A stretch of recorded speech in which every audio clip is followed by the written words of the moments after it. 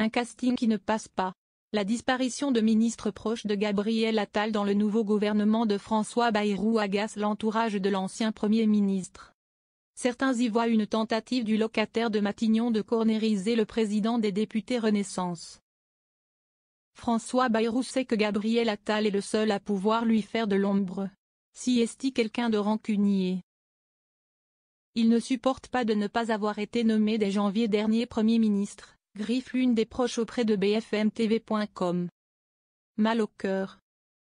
Guillaume Kasbarian, logement, Anne Genetet, éducation nationale, Antoine Armand, économie exit dans le nouveau gouvernement les profils appréciés par le patron des élus macronistes à l'Assemblée.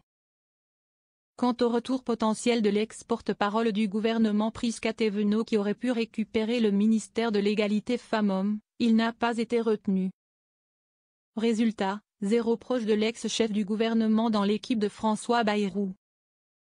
Honnêtement, ça nous a tous fait un peu mal au cœur, lâche un élu qui apprécie l'ancien locataire de Matignon. À la place, ce sont plutôt des concurrents de Gabriel Attal qui ont fait leur entrée aux côtés du patron du MoDem, à commencer par Elisabeth Borne, nommée rue de Grenelle après avoir un temps ferraillé contre lui pour récupérer le parti présidentiel. Rien de personnel. Gérald Darmanin, qui a déjà lancé son propre mouvement populaire pour se positionner en vue de 2027, est également de retour à la justice. Moins de 4 jours après sa nomination, il cesse déjà démultiplié sur le terrain et dans les médias. Aurore Berger, avec qui les relations sont notoirement difficiles, revient également dans les allées du pouvoir.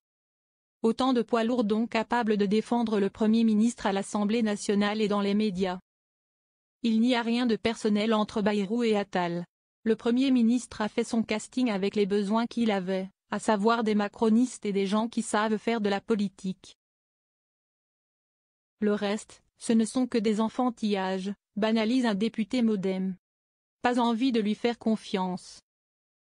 Gabriel Attal fait-il aussi les frais de ses relations compliquées avec Michel Barnier?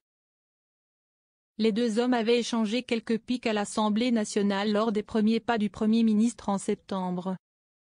Le député Renaissance n'avait pas non plus hésité à plusieurs reprises à prendre ses distances sur le budget proposé par Matignon.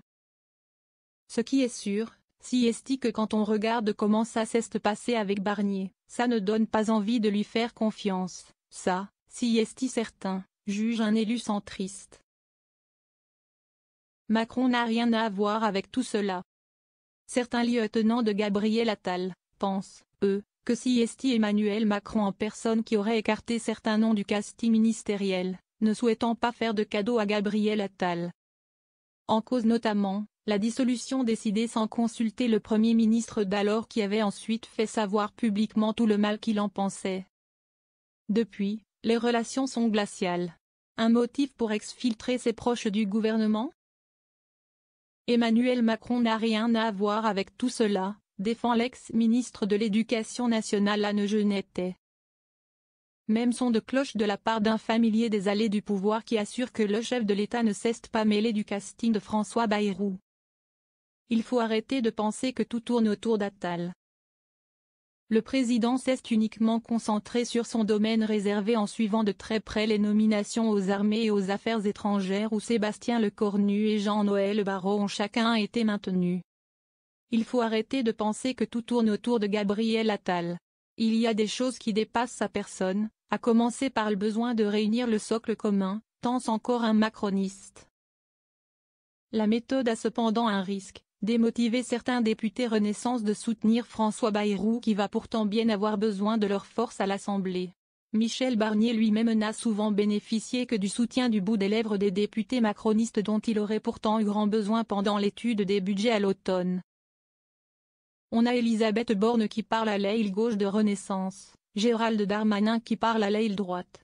Sur le papier, ça permet de tenir les troupes, veut croire un député MoDem. On verra pour soutenir Bayrou. Pour l'instant pourtant, les proches de Gabriel Attal ne font pas semblant et ne devraient guère mouiller la chemise dans les débats sur les budgets 2025 qui s'annoncent à très haut risque pour François Bayrou. Moi, je vais faire de la circonscription, me concentrer sur le parti. Pour le reste, on verra, élu de l'une de ses proches. En attendant peut-être un règlement de compte en coulisses, l'ex-premier ministre, pourtant adepte des coups médiatiques, joue la carte de la grande discrétion. Un déplacement à Colmar, un soutien à la candidate Renaissance dans l'ancien territoire d'Olivier Véran, un tweet minimaliste de soutien à François Bayrou. Sans manifestement abîmer son image. Dans le dernier sondage IFOP pour Sud Radio, les deux hommes font jeu égal au classement des personnalités politiques préférées des Français avec 44% d'opinion favorable.